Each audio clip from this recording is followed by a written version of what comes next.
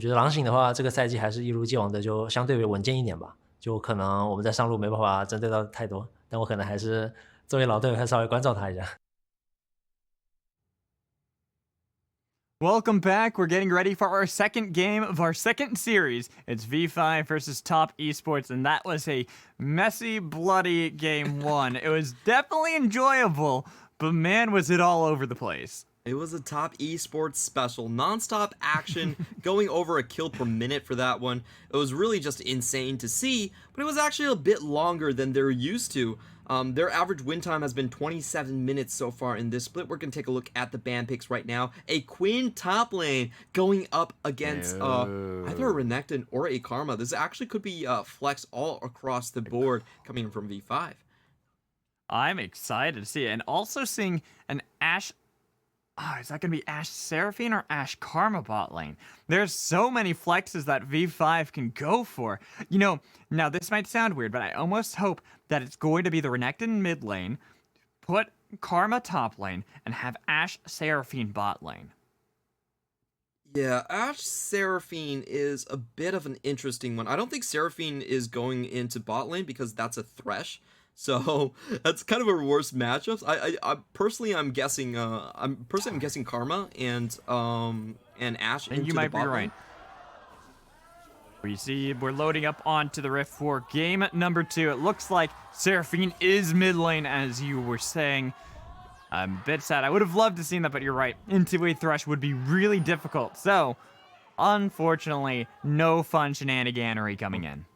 Yeah, and Langx also not going for the PTA. We have seen a lot of Renektons go for PTA into the Prowler's Claw to counteract just the disengage from 369, from Quinn, excuse me.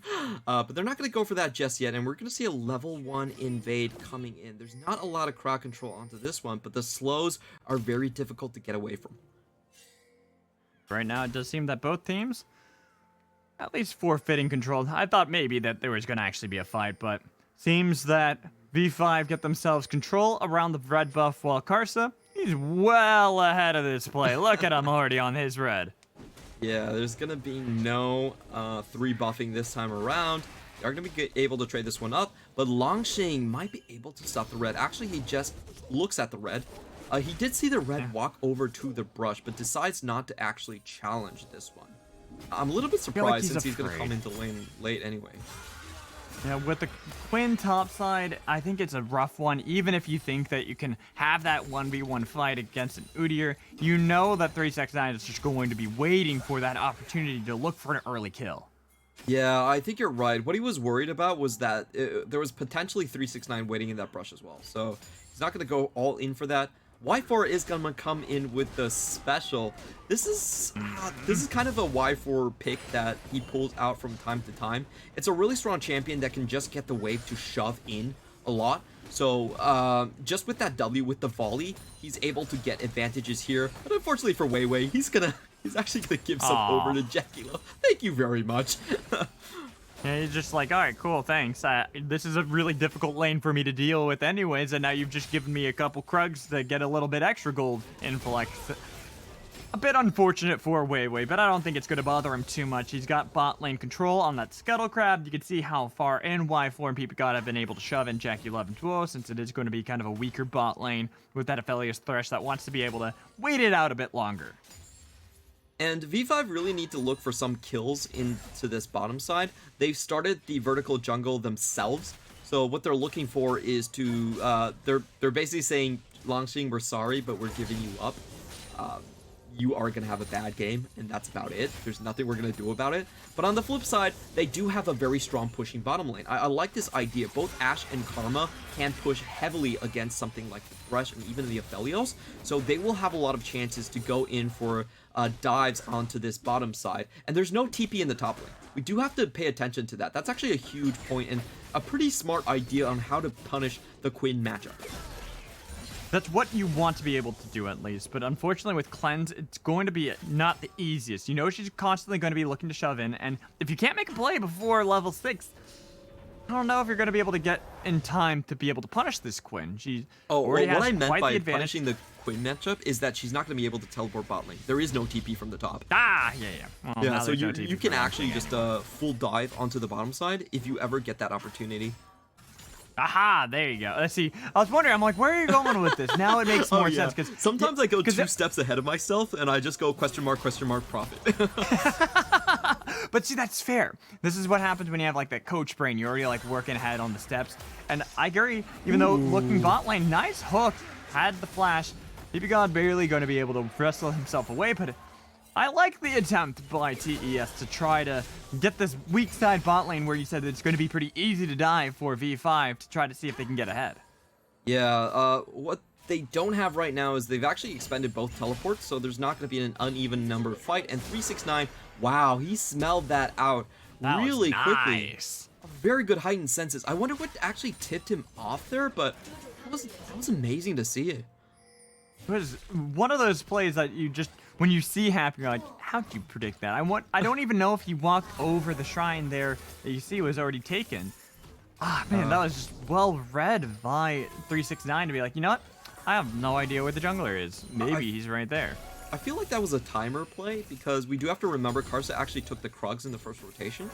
So that's probably how they got the timer, but still pretty impressive to see 369 being able to survive that one. And let's be honest, he doesn't even really need the flash in this one. He's going to have a lot of advantage over Langx until the Prowler's Claw comes out. And kind of interesting, I'm not even sure Langx will go for the Prowler's Claw, given how V5 like to take front backs. It would be interesting to see if they opt for that. It's considered the best to take into the Quinn matchup, but you're right, it's not really what V5 need. They need to have that front line that can survive. Having just WeiWei be the person is not really going to work out for them. As TES, still, despite the fact they haven't really gotten a kill, they still have a lot of pressure that they're exerting across the map. You already saw Zhuo try to see if they can make a play mid lane. They're already forcing both ppgod and WeiWei to have the team up together to be able to contest around the Scuttle Crab. This is V5, whether it looks like it or not, having a lot of pressure. Yeah, the big play should be the second TP. As we've mentioned, they can send a full 5-man down into that bot lane play. They will have bot lane priority throughout most of this matchup. And I think it's actually up to top esports to try and break that trend. They do have that backline ward potentially for Knight if he has his teleport, of course, in the future.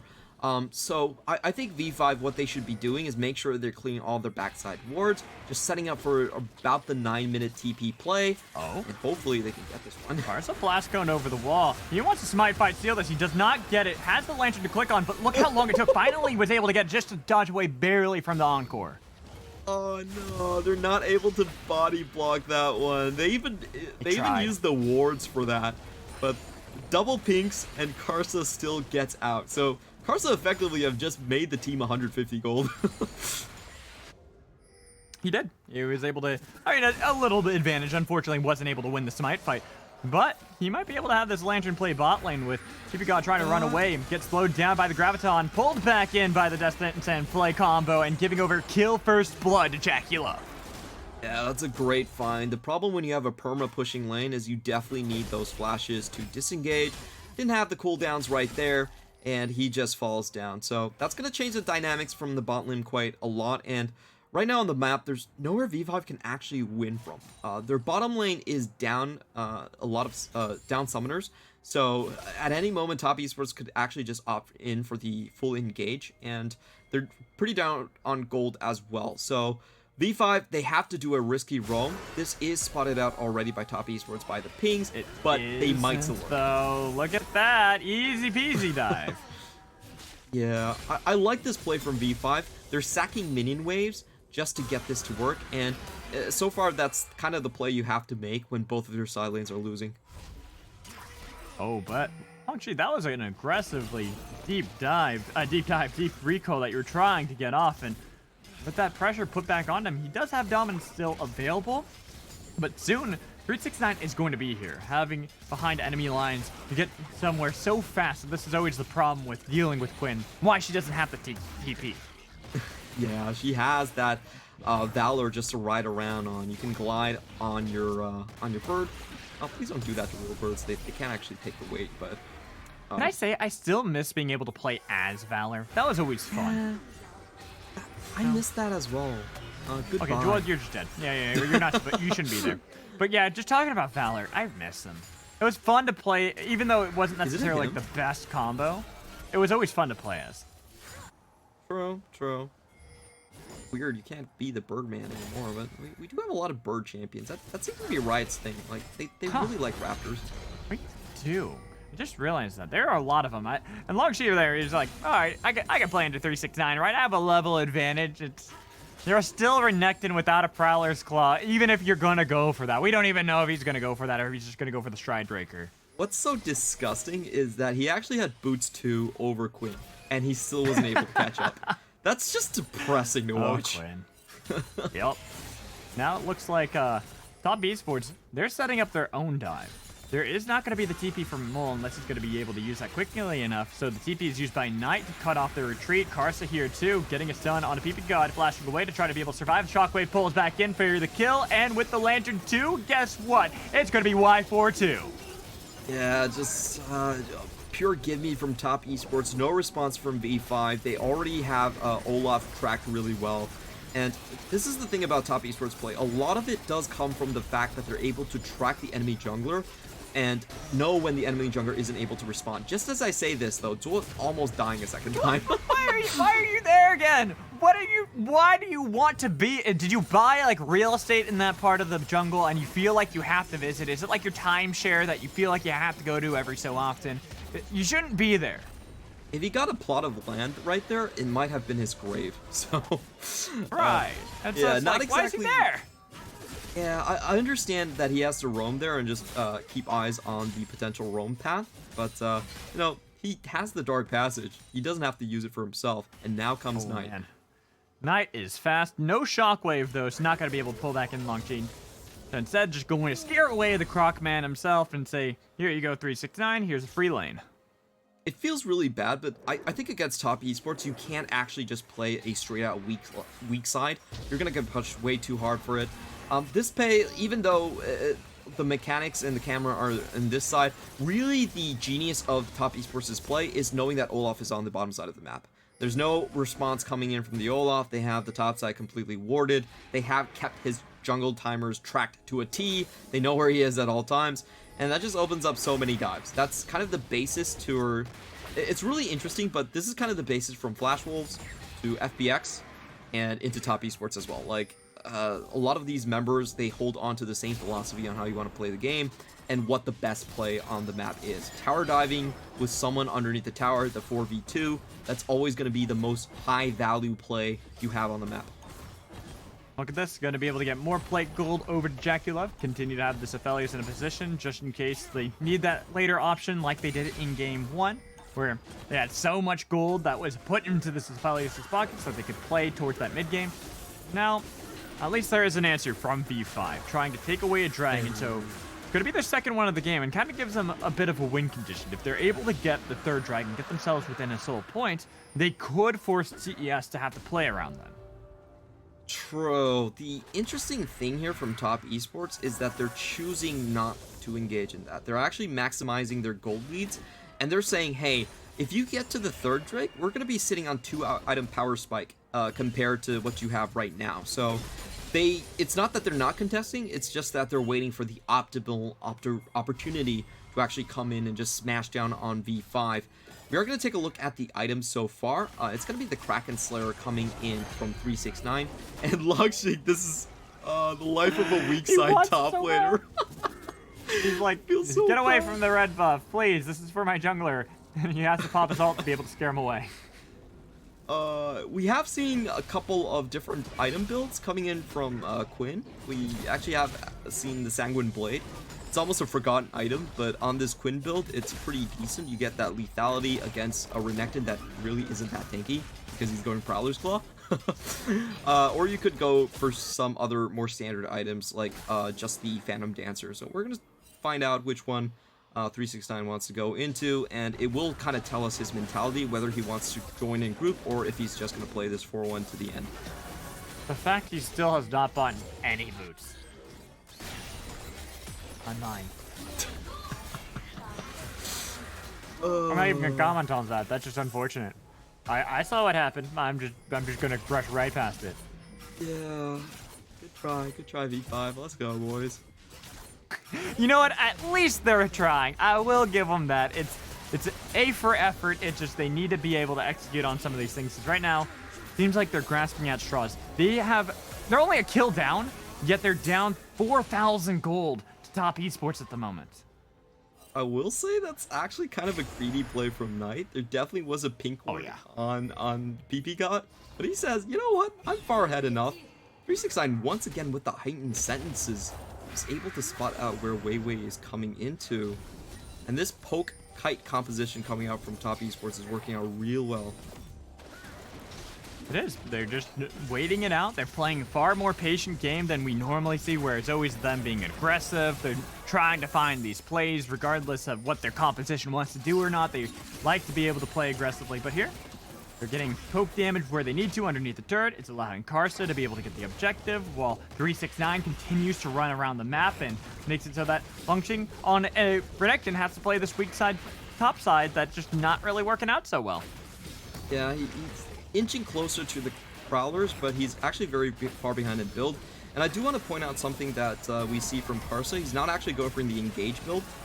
He is going for more disengaged. The slow field allows them to play 1-3-1 and allows them to play 1-4. So when you have a 1-4 setup, you don't really need the engage. And in the meantime, 369 is please tell me at least he's bought boots, okay? I'm so triggered. He hasn't. Quinn does not have boots and is able to walk away from that. Oh my god. Still no boots, and he still walks away completely unscathed. You're like, oh, I guess I'll go back to lane. I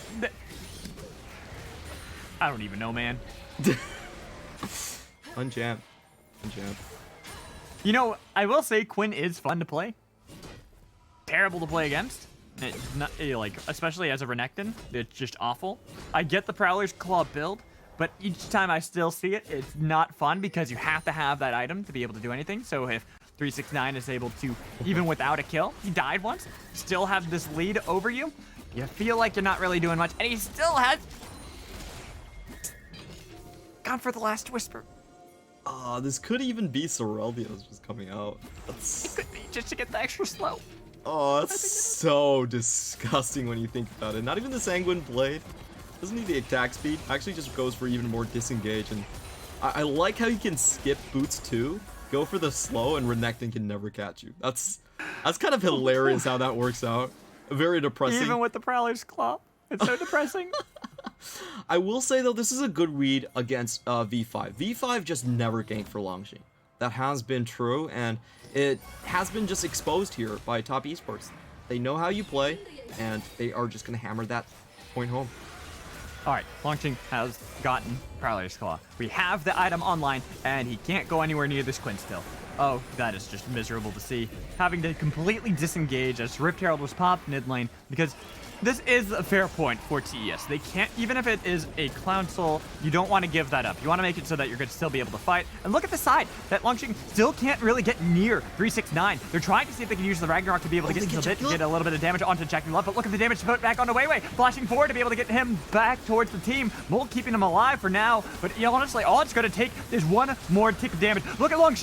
He dies in the back lane, even with the Prowler's Cold Flash coming in from JackeyLove over the pitch to try to get the fight to go on to ppgod. Now what are you going to be able to do against this Aphelios? You can do nothing but die. That is a clean pick coming in from the side of JackeyLove with that flash over the wall. Only Y4 surviving. That is amazing to see out of top esports.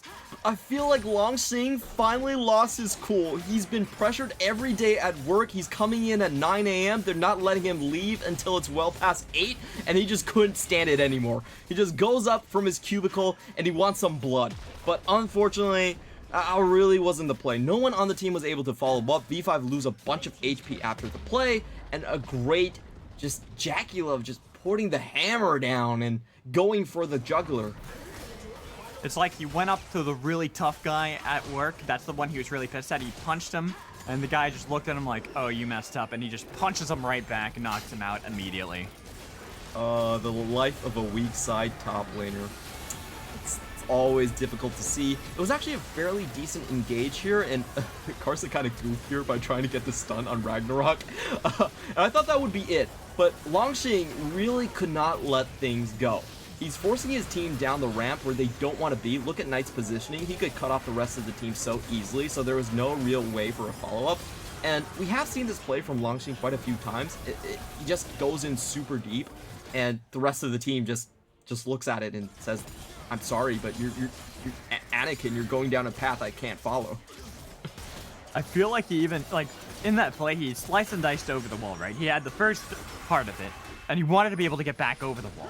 But it got interrupted by 369 in the middle of it, so he got locked in, and there was literally no escape there, so he's like, I guess I'm here now. This is unfortunate. I'm fighting Obi-Wan Kenobi, and he has the high ground. It just doesn't work. I'm not talking about it again. I'm not talking about it again. I'm sorry. I just go on Reddit way too much. That subreddit is on the front page so often. Me too, honestly. I love free cool memes, but right now, without that enchanted crystal arrow, it's a bit easier for top esports to look for this Baron play. Not necessarily going to be able to speedrun this game, unfortunately. We're about to come to that timer where the fastest game that they were able to secure is going to pass them by, but they are definitely in a commanding lead at 9,000 gold 20 minutes into the game. Yeah, I just saw 369 dive bomb into Mole and then get out okay. Like, his move speed is actually faster than the beat He drop finally at this has point. boots. Congrats! Finally got him. At 20 minutes into the game. We got him to invest into boots. Oh man. Oh no, WeiWei. that is just bye WeiWei.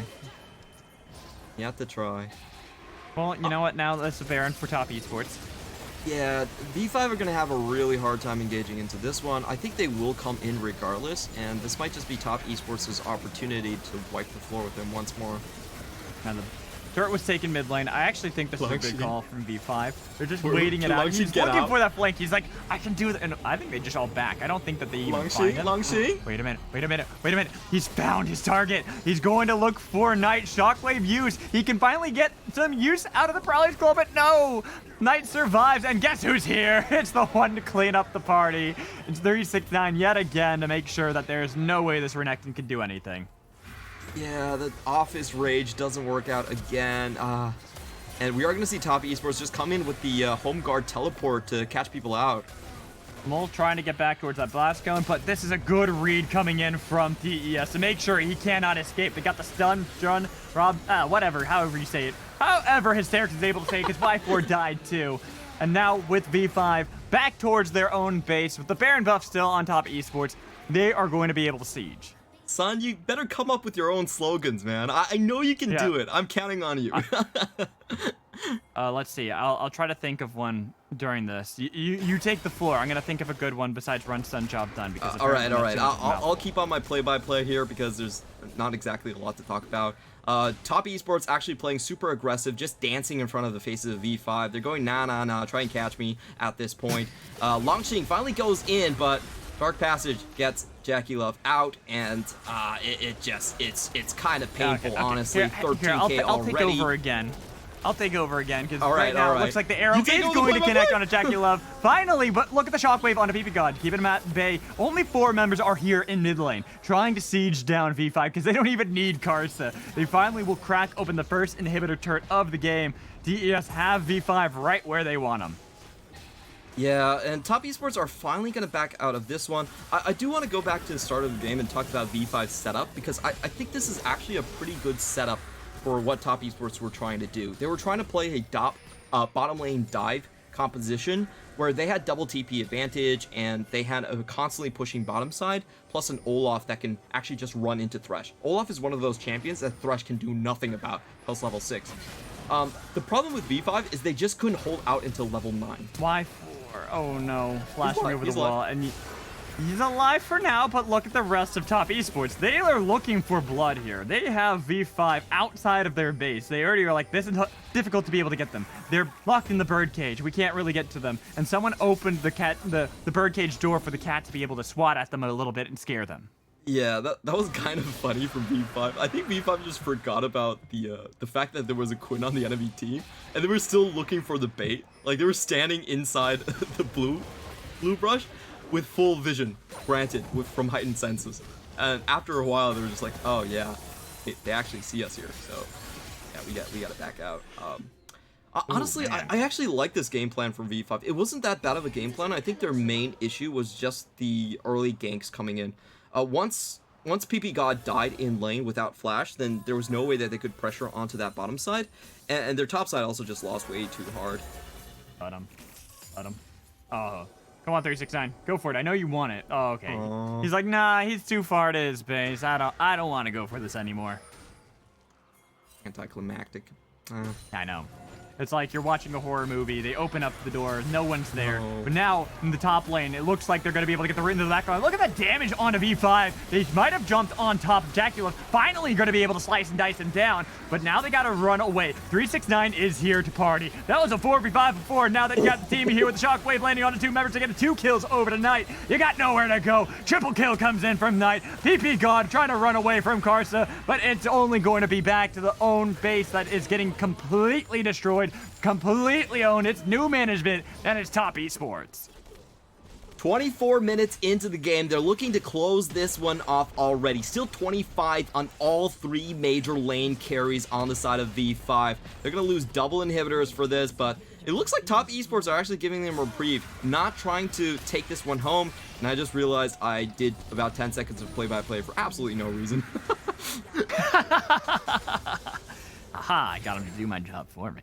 Yeah, smart play. We got the TPs though. V5 are trying to scrap this one out. You know what? Respect. I respect it. It is the YOLO play. They are down how much gold now, but look at the damage coming in from 369. He's not afraid. You think that you got him locked down, but it's not the case at all. Karsa's still alive, running towards JackeyLove's hands, trying to see if they can get away, but Mole dies. Triple kill. What? Oh no, I was hoping that we could get the Penta, but it doesn't matter because they have 369 here. They got the clean ace. Karsa makes it out, and that is top esports winning the game.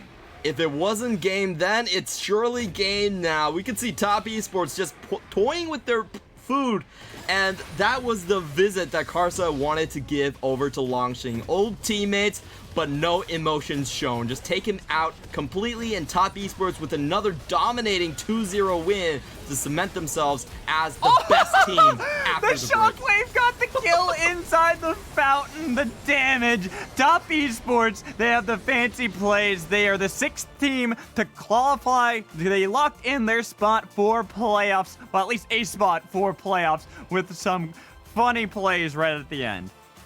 Yeah, these were not your typical top esports draft. I felt like they went for the fences this time around, just having some fun. They are still have they still have a chance to actually claim the top seed in the LPL if they win all of their following games. And this is what top esports you should expect out of this squad. The #1 seed in 2020 seed summer, and also with an upgrade in the support position. So this is a team that you should expect to vie for the top 2 positions that are currently still being occupied by, I believe, EDG or WE. Yeah, I believe they now are tied. Oh, in RNG, second RNG, place. actually. Yeah, only RNG is ahead of them at the moment, and they have been able to jump up to tie second place with EDG and Team WE, a half a game up of FPX and Rare Atom. So with this spot that they've been able to guarantee, they are now going to playoffs. This is one of the strongest teams we are seeing. I think they have the highest win streak now that RA have lost theirs at 7 win streak. So it's definitely looking good for them since the Lunar New Year. Yeah, and on the flip side, we do have to mention V5 with that loss, they are still in the running, but it's also incredibly difficult. They're not mathematically out just yet, but they are barely hanging on, and it's kind of a sad story for V5, but they actually had the most difficult schedule. They had the most backloaded schedule out of any of the LPL teams, so, you know, chances for them not really looking that good, and it's kind of sad, but that also goes to show the level of competition that has risen. V5 were in the second round of playoffs in 2020 summer, but this split, even with their upgrades in top lane, not cutting it. Even with the expanded playoffs too, having 10 teams now instead. It's been a really difficult ride for V5, and as you can see, that game is no exception. That is a lot of damage coming in from 369 on that Quinn. That's kind of funny, but there's 9k damage between the solo laners and 21k for 369 alone. That just goes to show you how far ahead they were.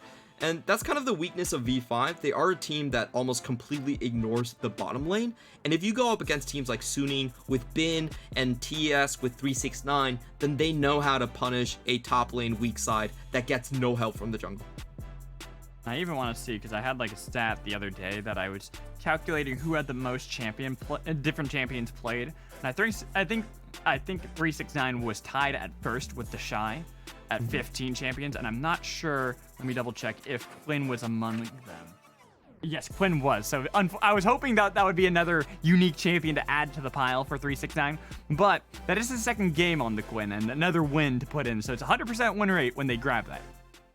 Yeah, this is looking absolutely disgusting. The thing about Top Esports that surprises me the most is they're a very flexible team. They play based on where the enemy jungle isn't at. I think that's the best way to kind of characterize how they play the early game. They're not bottom side focused, they're not top side focused. They're the side where the jungler isn't. So they will constantly tower dive whenever the jungler is on the opposite side of the map. And a lot of it does come from Karsa, his pathing, and his just ability to kind of track the opposing jungle. We've seen this time and time again. I think it really takes a very strong jungle presence from the other side, like Meteor, like Tarzan, like Beishang, to be able to face Karsa, or Karsa will actually just outplay you through map knowledge and tracking ability. Right, and I will say it is going to be really interesting for Top Esports, because later on this week, we're going to have our match of the week up with them facing RNG. That is going to be a great test for the team. The current #1 team facing off against probably one of the strongest teams in the second half of the split. I want to see who's going to be able to come out on top on that one. And it's really interesting because you have two teammates that were basically like glued together in Xiaohu and Karsa now having to go up against each other. And RNG is a team that this split, they have been much more about the top side. Wei has been constantly going towards the top side and just helping Xiaohu out, while on the other hand, Karsa will try to break that chain with 369 at his side. All right, but speaking of 369, he was the one who was able to get MVP from that game. I'm not too surprised by that one. Pretty much made Langx not even play that game. It was essentially Langx was not even in there. It was really depressing to see, and I was actually surprised at how easy he was able to get away. He didn't buy boots, and he actually ran PTA. He wasn't even on phase rush. and he was able to disengage from the Renekton that easily. So really interesting, and just goes to show you how dominating this matchup can really be. And if you are a blind pick topside Renekton LPL team, which there are a lot of these teams, you have to consider your options when you're up against Top Esports. I mean, when you're up against anyone who could play Quinn to this degree, it was disgusting. It was amazing to watch as well, especially if you like the champion of Quinn. But if you don't like the champion of Quinn, I suggest not watching that game, because it was one-sided completely. That top side of the map made it so that Karsa could focus a lot more on the bottom half, be able to rely on JackeyLove and Zhuo a bit more when looking for some plays, which normally you wouldn't really think that they'd be able to do since it's against an Ashe Karma lane. Yeah, that was just, I think that was just outplay coming in from Zhuo's perspective. Being able to land the Death Sense into her Dark Passage sort of gank really just stopped all tempo that they had. I actually liked V5's idea here. That's sort of the idea that we don't see teams use that much, but, you know, V5 are on the ropes, and they're still vying for a postseason berth. So they're willing to kind of show their cards and go back to what Y4 has been known for, this kind of Ashe Karma lane. It was a really, really strong lane back in Season 10. We saw a lot of players actually just gravitate toward this. It's pushing lane, you have crowd control, level 6. It's actually very easy to just get kills in this lane. Unfortunately, Top Esports were able to break that chain before the 9-minute mark. They didn't get the second round of teleports in whatsoever, and that was that. They just kind of lost the entire map afterwards. I'm also not a big fan of what we've seen today with Seraphine drafted without really another AP threat for the team. We saw this two series in a row where this time it was Mole picking Seraphine with Olaf jungle, Ashe bot lane. It's like in Renekton top lane. Unless you're getting one of these lanes far enough ahead, the Seraphine's not going to provide enough damage for the team.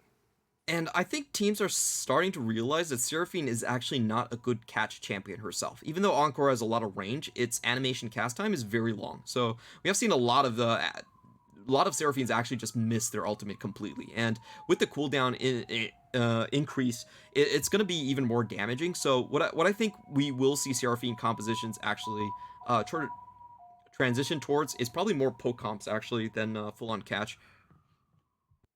Yeah, I'm interested to see what teams are going to develop for the meta, but you know, we've already had our 2 series played, so we should look back and see how these 2 series were. The second series, a lot faster than the first series, where we were able to go 3 games and have an upset of OMG taking down LGD, essentially denying them that miracle run, even though it technically is possible. We pretty much all know that it's looking out of the cards. It's gonna be. I don't know what I would do if LGD actually make it to playoffs. I would be willing to do at a this lot. rate, yeah. You guys can throw in the forfeits, basically. Before, I was willing to bet on LGD making the playoffs. Now I'm glad I didn't. I'm really glad I did not take that bet, because OMG taking them down, it's not looking too likely. But we should also look ahead to see what else we have left to play. We are in week 9, so we're starting to get towards the bitter end of everything. Then we can see where the playoffs, like where teams are. Like we said, top esports have locked themselves into playoffs, which is a nice step for them. 7 series win streak at the moment. But as I mentioned also, LGD looking less likely. Yeah, it's going to be very difficult, and the surprises here is that IG still have a very, very hard time to get in. It's not exactly guaranteed whatsoever. They need 8 wins, and they only have 2 matches left. So if they drop, we could have another IG just missing from playoffs. It's so weird to say that, given how good their players are, but there's actually quite a decent chance that they still drop out. With that said, though, going into the rest of the teams, we actually haven't seen much change just yet. All the way until 13th place, they still have an opportunity to get in. It's just highly unlikely. For tomorrow's matchup, with myself will be casting again. FTT versus Rogue Warriors. Some interesting matchups coming in then. Haro is always a great sight to see. Him against Xiaopeng is your highlight matchup. And WE versus BLG. That's the big one for BLG's continuing chances into postseason. I was going to say, the first matchup's a bit disappointing since both teams, you know, already knocked out of playoffs. But that second one, I'm really curious to see if Billy are going to make it so that there is going to be that possibility maybe IG don't make playoffs. If somehow BLG beat Team WE, they'd be tied with IG, and there's always a chance. WE recently has actually looked a little bit shaky. People have figured out that you just attack Shanks over and over again. And with Zika and Meteor, BLG are actually set up to do that. Possibly. We'll have to find out tomorrow when you're joined in by Mazel, but that's going to do it for us tonight. It was great casting, great to see an upset earlier and then see top esports be at the top. I hope everyone enjoyed. Have a wonderful night, and we'll see you tomorrow.